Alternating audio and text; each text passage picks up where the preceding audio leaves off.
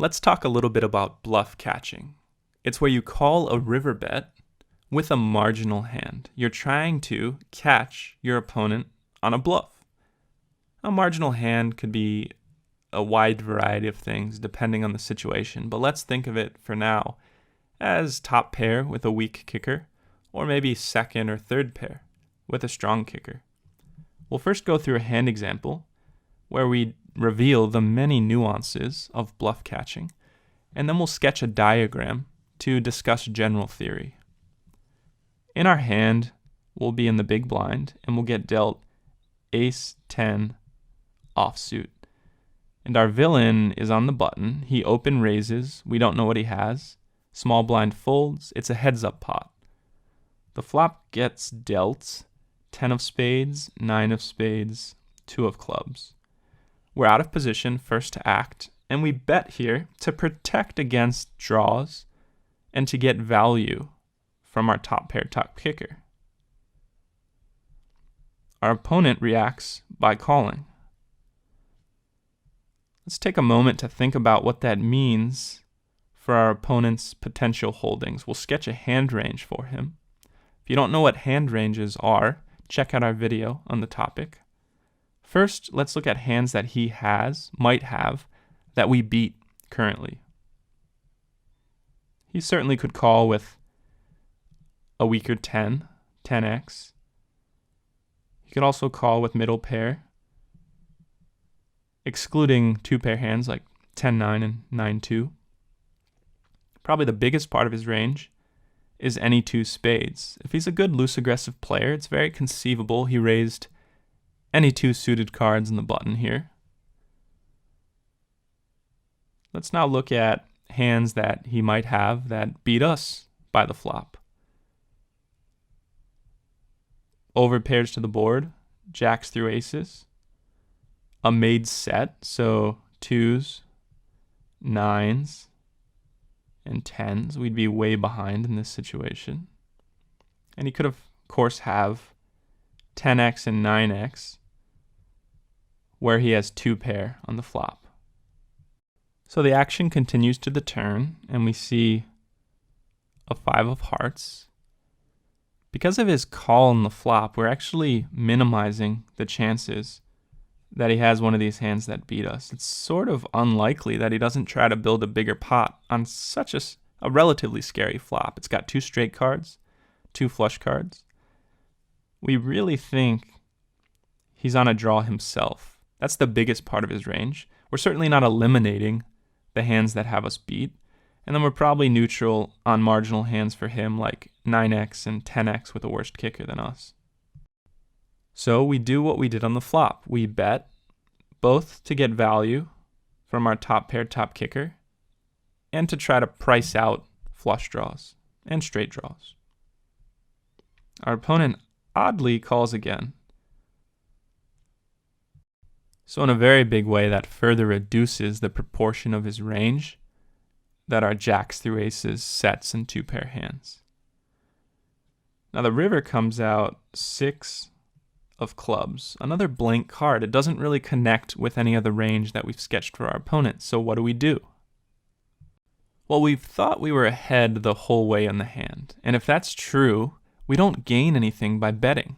At this point, the flush draw didn't get there. And if our opponent has middle pair, 9x, or a weak 10, he's going to fold. We're not going to get any more value from a bet. Occasionally he might call with 10 with a decent kicker. But let's look at all the hands where he has beat. So admittedly, he's played over pairs and sets and two pair hands quite oddly in our example, very passively. So we really don't think he has these hands. But certainly if we bet, he's going to call. I mean, these are really strong hands on this board, and he might even raise. So we won't even get to showdown. We decide to check. Checking with the intention of calling when he bets. And he does indeed bet. We call, and this call is the bluff catch. He doesn't necessarily have a bluff, but we've given him the opportunity to bluff.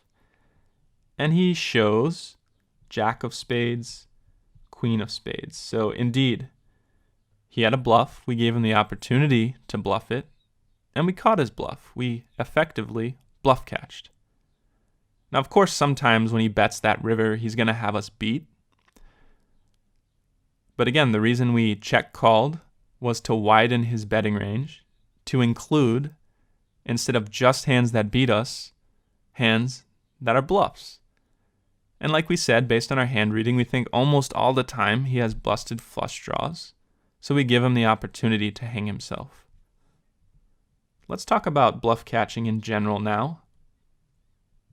Anytime you get to the river, you'll have a range of hands that your opponent might have. At the far end of the spectrum are his nut hands. Full houses, nut flushes, sets, depending on the situation, whatever almost certainly wins the pot. And at the other extreme, we have the bluffs. Basically, he's just playing the board when he bets. He doesn't even have ace high maybe. And of course, bluffs are highly situational as well. You can imagine a situation where top pair, top kicker is effectively a bluff based on the board texture.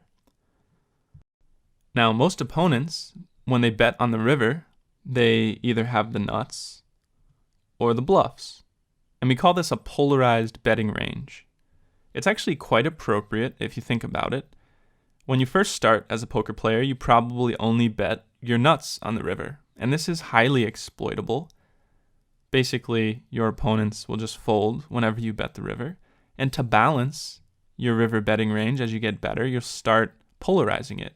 You'll bet bluffs as well, so that your nut hands get called occasionally.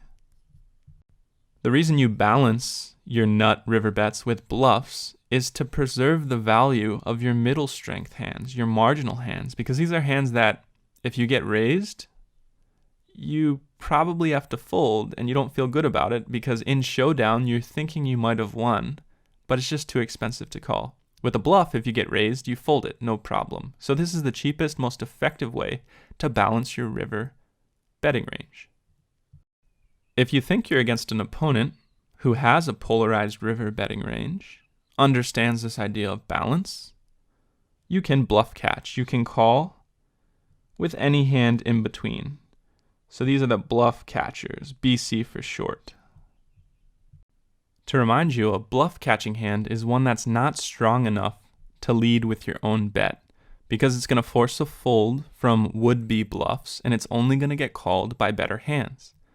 Bluff catchers are hands that are made for the check call because they induce bluffs from your opponents.